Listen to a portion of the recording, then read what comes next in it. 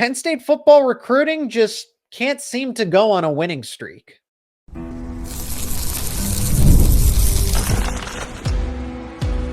You are Locked On Nittany Lions, your daily podcast on the Penn State Nittany Lions.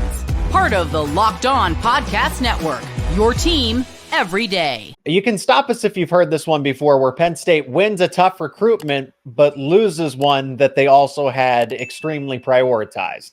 This is Locked On Nittany Lions. I'm your host, Seyko, and thanks so much for making us your first listen and watch every single day. We are free and available wherever you get your podcasts, including YouTube. Let me know down in the comments section what you think about Penn State football recruiting as they land Jahmir Joseph, but for the next recruiting cycle, they miss out on their top quarterback. Brian Smith, the Locked On podcast recruiting expert, is back to talk about just that as we analyze the commitment of Joseph and talk about Bell going to Texas. Since this is a recruiting update, let's talk about the leaders in job recruiting, LinkedIn Jobs. These days, every new potential hire can feel like a high-stakes wager for your small business. That's why LinkedIn Jobs helps you find the right people for your team faster and for free. Post your job for free at linkedin.com/lockedoncollege. Terms and conditions apply. So Penn State gets another defensive back. It was Xavier Thomas, Darius Dixon, and now you get Jahmir Joseph out of the state of New Jersey. Quality four-star cornerback, and Brian, you like him a lot. Yeah, this is a player that's been coached well. He's very fluid, very consistent with his technique. I think he could play safety in time, but he's a natural corner. This is just the kind of guy that you put into your system and he can play multiple spots because he's just got natural feel for the game. So I know Notre Dame was looking at him and several other programs as a highly recruited kid. Yeah. Penn State got a really good football player. Yeah, and we do these recruiting updates. We do full previews. We react to these kinds of commitments here in a short time. And it's so quick how these things change, because you and I, or particularly myself, got done saying, hey, Jahmir Joseph is going to visit, but at the end of the day, Penn State fans and spectators don't need to worry if they don't end up getting a commitment from him, because they're going to potentially land the likes of Josh Johnson. Well, how quickly that changes, because Josh Johnson, the cornerback out of the state of Ohio, ends up committing to Louisville. And Penn State really turned up the turbo here to try to net a commitment from Joseph, and it all worked out in the end. So yes, his commitment becomes that much more important now because you missed out on another target. Every now and then you kind of catch one in the chin, but that's why recruiting is unique. Even if you lose a kid you really thought you were going to get, you might get the kid you didn't think you had any chance at. And in this case, it still kind of worked out. They got a really good recruit. And Penn State's defense the last couple of years has probably helped to get kids like Joseph. It's not difficult to sell Penn State's D right now. Well, I like what you said about his versatility here, because yes, Penn State has 3 cornerback commitments. Xavier Thomas kind of fits that slot. I mean, he's automatically drawn the comparison, since he's out of the Pittsburgh area, to Daquan Hardy. And then sure, Darius Dixon is supposed to be your number 1 cornerback, that lockdown. I don't want to immediately make the comparisons to Joey Porter Jr. because he is a different player. He's Darius Dixon. But that's the idea, is that he's supposed to be that number 1 shutdown cornerback. And then you bring in Jahmir Joseph, who has versatility. So he can be your other boundary corner. You can put him into the slot. You could move him to safety and almost act as that. They're dubbing it now the lion role, where it's essentially an extra safety, but he could be a linebacker on this play. He could be a slot cornerback in this formation. Yep. He could cover the tight end. He could cover a wide receiver. It doesn't matter. But I think that's what Penn State fans who are most eager to see this commitment go through, is that Jahmir Joseph offers versatility above all else. That's something that today's football you have to have. Too many teams have versatile players, especially tight ends. You have no idea, regardless of the personnel package, where they're going to line up. Even in the goal line, the tight end might line up like a split end. Are you going to put a corner on him, or what are you going to do? And they're just going to throw a jump ball. You got to have guys that are really unique, because the offense always has the advantage. So these hero backs, like Penn State used to call it, and stuff like that, whatever you want to call it, the lion, that guy's got to be a difference maker, because there's going to be matchups you look at it physically and you're like, okay, this does not favor us. So you need a different kind of mentality, a player who can throw it off and not worry about it if he doesn't have a good play. And the next one, he wins and gets a pick, or he knocks away a play in the end zone to save the game.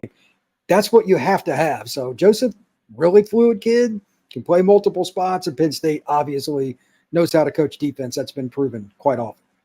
Very solid size. He's listed at 6 foot, currently 185 pounds. I imagine he could get bigger. Of course, he's going to get bigger, faster, stronger as he gets into college.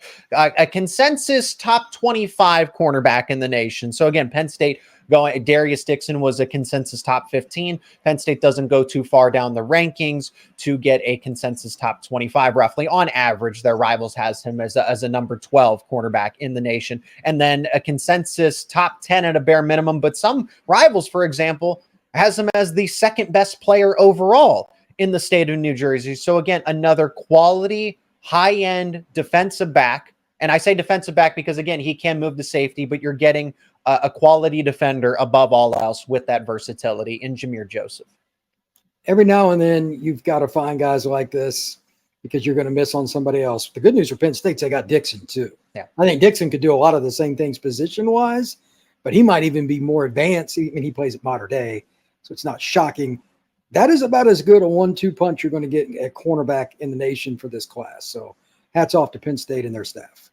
Well, and I like the way that Penn State bounced back, Brian, because, again, I preface that, hey, Jahmir Joseph, if he doesn't commit to Penn State, it's understandable because of where they stand at cornerback with Xavier Thomas, Darius Dixon already in the fold, and then waiting for a commitment. Again, a lot of the experts had Josh Johnson penciled already to Penn State because of what they gathered in terms of recruiting intel, and then we passed that along to you in conversation.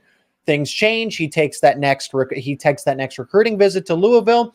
Cardinals ended up making the pitch that he couldn't refuse, and he ends up verbally committing there. So I like that Penn State, rather than being reactive, they were proactive. And timing helps. You have Jahmir Joseph follow up the following weekend, but Penn State did not waste any time. It's not like Jahmir Joseph, you waited and waited and waited, and okay, when are you getting his commitment? Because that's kind of what happened with Josh Johnson here. But not only did you get Jahmir Joseph on campus in a timely manner, you got his commitment to follow up a visit in a matter of less than 48 hours. That's recruiting. Like, it sounds shocking when you first hear it, but that's almost the norm.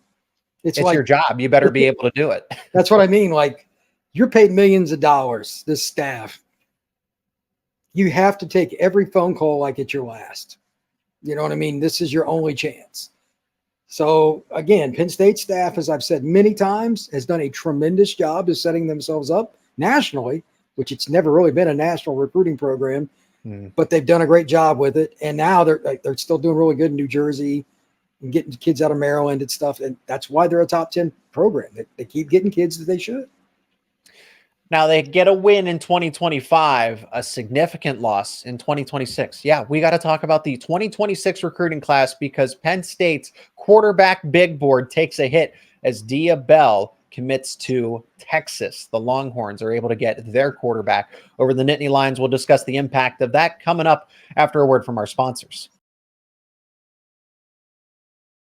Since we're talking recruiting, let's talk about the leaders in job recruiting, LinkedIn Jobs. When you're hiring for your small business, you want to find quality professionals that are right for the role. That's why you have to check out LinkedIn Jobs. LinkedIn Jobs has the tools to help you find the right professionals faster and for free. LinkedIn isn't just another job board. LinkedIn helps you hire professionals that you cannot find anywhere else, even those who aren't actively searching for a new job, but might be open to the perfect role. In a given month, over 70% of LinkedIn users do not visit other leading job sites. So if you're not looking on LinkedIn, you're looking in the wrong place. On LinkedIn, 86% of small businesses get a qualified candidate within 24 hours. So hire professionals like a professional on LinkedIn. And LinkedIn knows that small businesses are wearing so many hats and might not have the time to hire. LinkedIn is always constantly finding ways to make the process quicker, easier, and more intuitive. And that is why 2.5 million small businesses use LinkedIn for hiring. Be one of them. Post your job for free at linkedin.com/lockedoncollege. That is linkedin.com/lockedoncollege to post your job for free. Terms and conditions apply. And today's episode is also brought to you by FanDuel, the official sportsbook of Locked On. Summertime means baseball, and you can bet on all of it over at FanDuel, America's #1 sportsbook. Right now, new customers can get $200 in bonus bets with any winning $5 bet. That's right. $200 you can use to bet on everything from the Stanley Cup final to college NCAA baseball. And it's all available at FanDuel. You can currently bet on Major League Baseball games as well. And all you got to do is visit FanDuel.com/lockedon. That is FanDuel.com/lockedon. And you can add a big win to your summer bucket list. If you go to FanDuel right now, you can see Game 5's lines for the Stanley Cup final. And currently, the Panthers are listed as a -134 favorite on the money line against the Oilers, with the total set at 5.5. If you like those lines, you can go over again to FanDuel.com/lockedon to get started. That is FanDuel, America's #1 sportsbook. Diabell commits to Texas, and yeah, this one, it definitely stings because this is a consensus top 5 quarterback in the country. Probably could end up being even better than that. Maybe on average, if you look at the rankings at the end of the day, a top 3 quarterback. So it's not that big of a jump, but when you get to, again, when you get to the top of the rankings there, it's lonely at the top. And Diabell was that all-encompassing prospect that you would have wanted. A player that's going to go above and beyond for his teammates, for himself. Obviously, the talent is there, but you're getting someone that is mature above his years. And he ends up committing to Texas.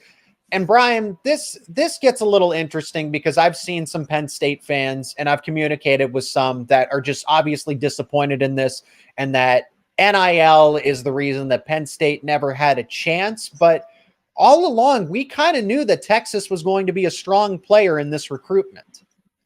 This is not an NIL deal. First things first. For those that don't know, his father is Raja Bell. Mm-hmm. If you don't know who that is, long-time, really good NBA player. Yeah. They are not hurting for money. I know Raja and I know Dia personally. It is not a money deal. I'm not saying Texas didn't offer NIL or something. Right. They're rich. It's not a money deal. Second of all, they have contacts that have a very high opinion of Steve Sarkisian as a quarterback coach. I knew a while back that Texas was going to be hard to beat from speaking directly face-to-face with them. They trust what he does with quarterbacks, and it's kind of hard to argue. So Penn State's recent history with quarterbacks or what Steve Sarkisian's done. No offense, it's not very comparable. So that's it. And it's not hard to sell Texas either. I mean, yes. So all the things they have going for them. So I don't know if it'll stick, but I imagine it will. D is a little more mature, like you said, than most kids. I'm not surprised that he picked Texas. It's a pretty easy thing to sell. So we'll see, but I'm sure Penn State will still recruit him. Texas goes all in when it comes to quarterbacks here. I remember the headlines when, especially after Arch Manning's commitment, it's like, oh my goodness, Texas landed someone who probably would have ended up in Tennessee or somewhere in the SEC, and now Texas is in the SEC. So that's what makes this interesting. This isn't people don't understand the conference realignment and just technology, as you and I have mentioned, have an impact on recruitments now. Because Steve Sarkisian knows how to work an iPhone and use FaceTime, because of NIL, and not necessarily because of NIL deals, but Texas, when they recruited Arch Manning not too long ago, it was reported that they spent over $1 million, not on Manning, but just to have conversations with him, to fly him in on the private jet, the dinners, all the extracurriculars, the extravaganza that was Arch Manning's recruitment. And it made him feel great, and that's why he ultimately committed, and that's why he's staying, even though Quinn Ewers ends up not entering the NFL draft when maybe he should have. And Arch Manning, it should have been his turn, but he's patient and waiting.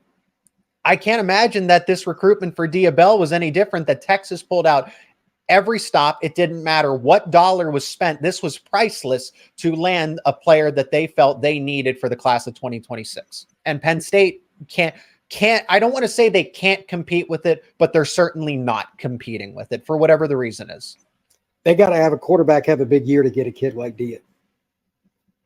That's just the way I see it. Prove me wrong, but if they have a quarterback go out and throw for 3,200 yards and 34 touchdowns, Diabells will visit more. They will take you even more serious.